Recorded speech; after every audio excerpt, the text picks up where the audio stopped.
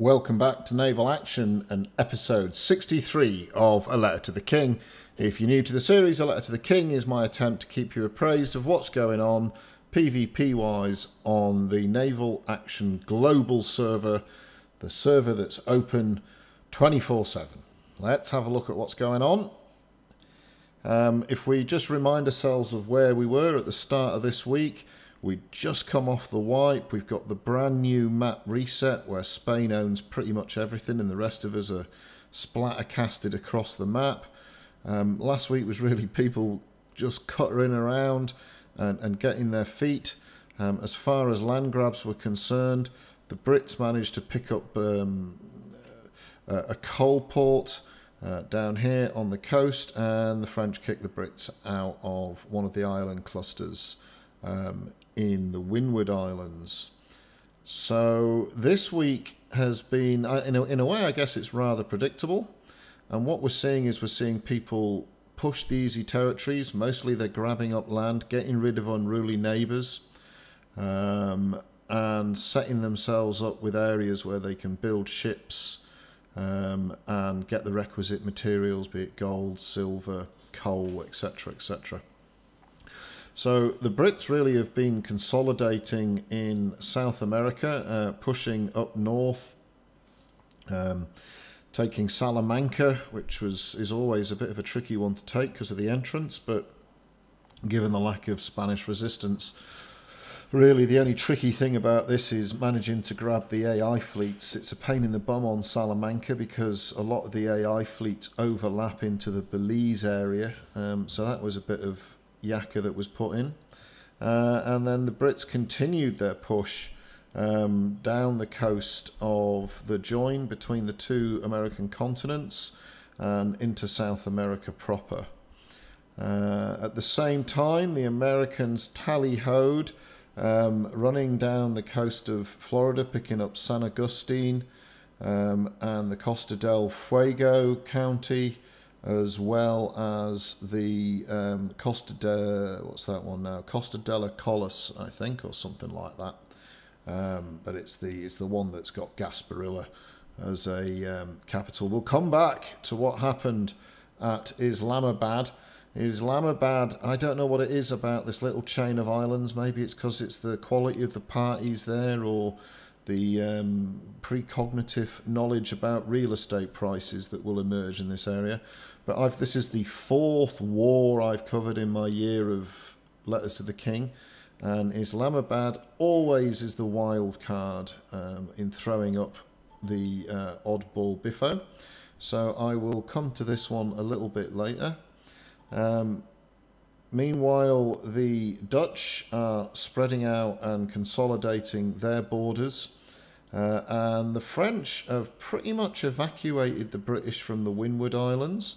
There's one little cluster left to go, and then the French will basically have safe harbour down here from the British, assuming that there'll be antagonism between the two.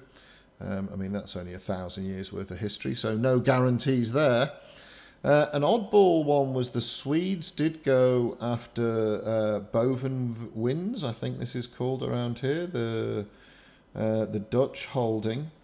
And I'm not quite sure if they just missed their own port slot or if it was properly defended. I didn't get any intel on this one. I'm still quite new to the server, so I don't really have context. I don't have my little sparrows, as it were. Hang on a minute, that makes me ballless. I don't have spies, not spies. I don't have overseas journalists giving me input. So I'm not quite sure what happened at Oranjestad. But the Swedes didn't manage to take it, so pass on what happened there. The Danes have begun their merry march. Oh yeah, there's the Cloggies potentially holding on to Boven Winds. The Danes have begun their merry march, heading west, coming across the top of the Dominicas and beginning to threaten Haiti proper. And I suspect Haiti's going to be a bit of a biffing ground, a bit of a battleground. It's close enough to the Brits that at some point surely they've got to show interest in Francis and shut down the threat that they're under constantly from Navas in doing so. At the same time, the pirates, sorry, that's Pap, the pirates are likely to push down into Haiti as well. It's right off their capital.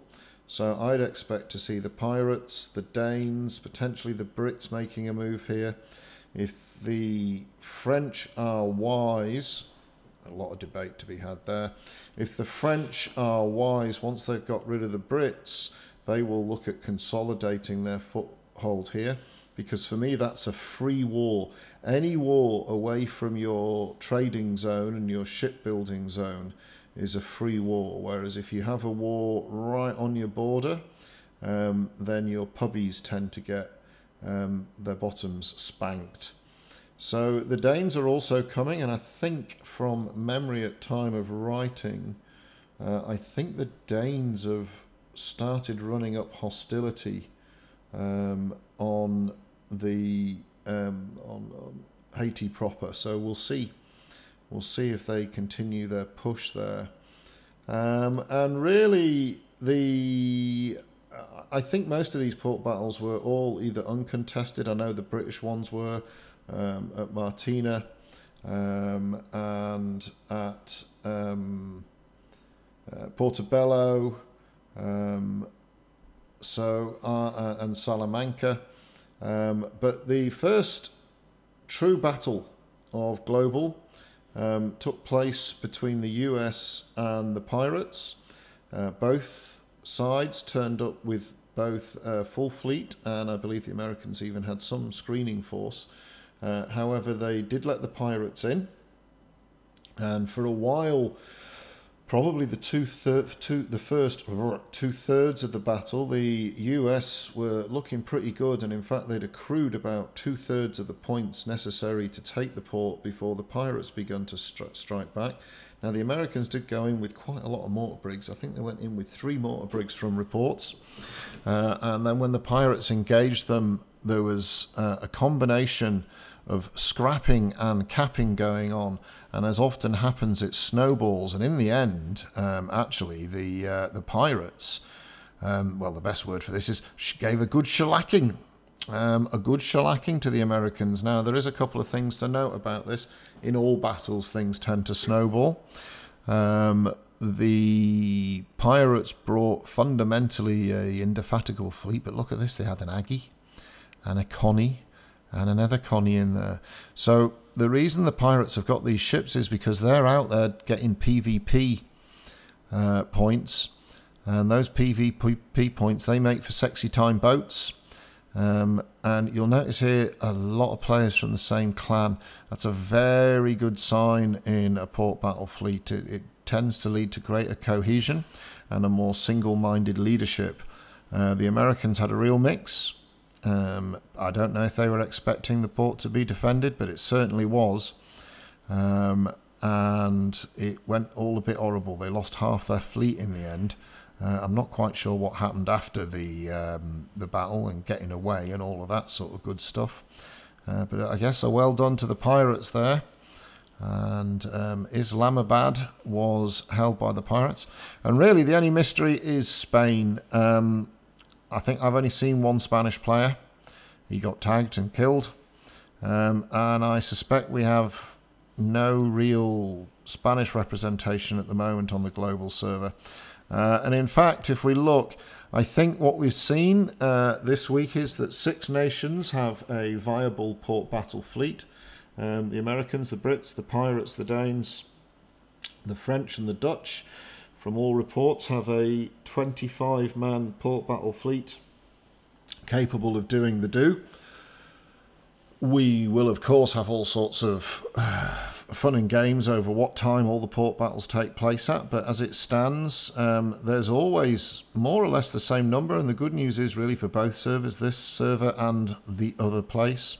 Numbers have been steady, so people are sticking to it. The game is much harder, but it doesn't seem to have scared too many people off. So the 6 nations there, they all have viable port battle fleets. We don't know about the Swedes yet. And we do know there's one Spaniard, Dave, and he's been killed twice, but he's still the proud owner of more land than the rest of us. So well done, Dave. I suspect we're going to have another week of expanding borders, and then I think the set 2 will begin for proper. I suspect that the Frenchies will kick the Brits out of the last element here in the Windward Islands. It wouldn't surprise me if the Swedes have another go and kick the Cloggies out. I think we're going to see the Danes appear on Haiti. I think the pirates have got their bloodlust up, and we might see the pirates move into Haiti and possibly look at knocking over this island chain. The Americans I'm expecting to carry on tally-hoing around here. I expect the Brits to clean up their border and maybe look at moving around the Gulf. I don't know. But I think the Brits are going to have to start pushing out closer to home. There's been a lot of scrapping around British waters. French and pirates predominantly are the perpetrators. There's some good captains there, and I've noticed they've started to become masters of jumping out of one battle and using the invisibility to position themselves to do a sort of snatch and tag on some other poor bugger. So they're sort of leapfrogging from battle to battle. There is a bit of suspicion there that there may be the odd alt spotter helping them exit the battle. But nonetheless, they're down here, they're risking their ships. And at the moment, I think the Brits are playing the victim a little bit. They tend to run rather than group up and return fire. And I think the nations who are doing the pushing at the moment, the pirates and the French in particular, they're earning those PvP marks, and they're going to be able to turn those PvP marks into nice ships, because you need PvP marks really for anything above a Trincomalee for the permit. So Brits, I think it might be time for you to stand on your own, and I think the Americans and the Dutch and the Danes are going to have to start working on getting PvP marks up as well. So that's sort of it for the Biffo this week. A couple of other things, some good news I suppose. Oh, I should talk about the fact there has been a big game change. They've completely changed the way conquest marks due to some appalling behaviour on the other server that has resulted in an entire clan being demoted to the lowest rank, and another 25 players all losing a rank each. As a result, there's been a rule change to the way your conquest marks now work. So when you capture a port, you don't actually get any conquest marks at all. What you do is you essentially get a pension where you will receive 1 conquest mark a day until that port has hostility, is a port battle again, and then the conquest marks will either go to the successful attackers or successful defenders. And perhaps my funniest part of the week was when this happened. You get this in-game mail from the state clerk. Now, I sail with a lot of Aussies. I've been bumming around with a few different clans this week. And the Aussies, of course, are known for their linguistic agility and their poetic prose. And so within about 2 seconds, one of them was bellowing on TeamSpeak, that they'd been called a pissant, and that they were terribly offended. And the other guy said he'd been called a vicious, it wasn't count, but it was a similar word with perhaps 1 less letter. And that made me chuckle a little bit. So that was good. So we've been put on a pension, called a pissant, and a vicious person. But anyway, this is a very nice sort of feature. It means you get conquest marks rolling in, which means you can pick up the blueprints at the very least. So interestingly enough, now we're in a situation where for many of the ships you're going to need PvE marks. For the blueprints you're going to need conquest marks. But to produce the ships you're going to need PvP marks. So I think that's going to be one of these things that initially nations perhaps underestimate, and then all of a sudden you're going to realise you're going to have to get out there and put the punch in if you want to be building yourself nice ships, or at least be good enough to steal other people's nice ships. Some good news this week. If you remember last week, I put out a little bit of a call for captains to get stuck into assisting with the wiki.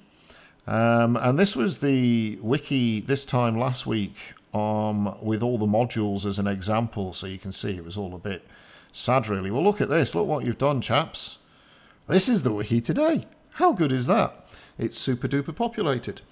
So hats off and rum all round, chaps. This is fantastic. And I think if we as a community keep these things going, we're doing ourselves all a favour. So there was quite a few on here I'd not seen before. And getting all this input as a sort of crowdsource or collective effort, what a good community we are. And one more shout out to the community. So this is one of the captains has put this on the forum. He's I'll put a link into my my vid description for this one. And this is an infographic. No, I know you can't see this. I'll give you a zoomed up version in a minute. But it shows you how each ship's third, fourth, and fifth unlocks work. And this was by one of the Canadian captains on Global. And here's an example. So in order to unlock the Pavel 3, one must have knocked over the Bologna 4.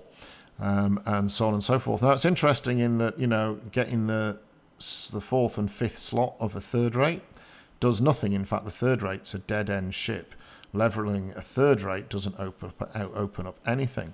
But if you ever intend to be a first or second rate captain, you can see here that the Pavel, which is a beautiful ship, by the way, will require you to bingo at least a 4 in order to open Victory, Lothian, Bucentaur, and in turn from the Bucentaur, Santissima.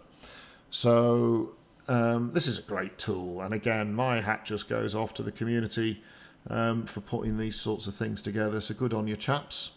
I'm well impressed. We can say we don't like what they've done in here. We go, oh, I don't like what they've done, Jeheil. But nonetheless, irrespective of what they've done, well done community and Canadian captain for putting this together.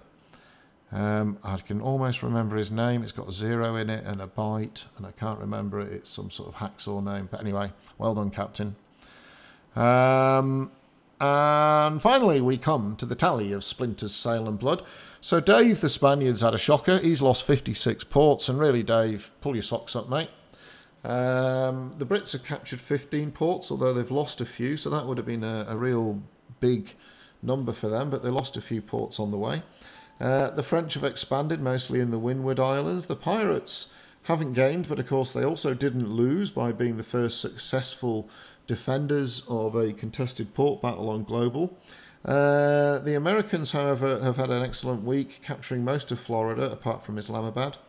The Dutch have spread their wings both east and west and look like eating up their territory down there. It's going to be a very interesting area as to where do the Dutch go next.